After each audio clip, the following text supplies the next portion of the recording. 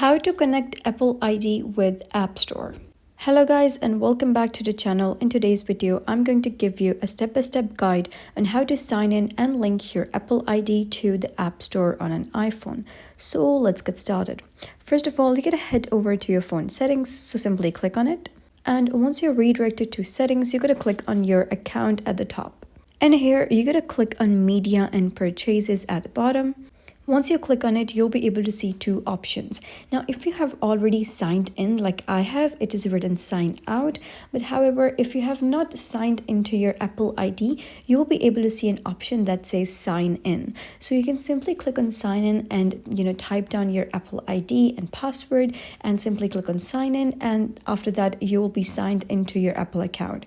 And after that, you'll be able to see sign out and view account options like I'm seeing it over here right now. And simply click on view account. So once you do so, you will be redirected to your account settings.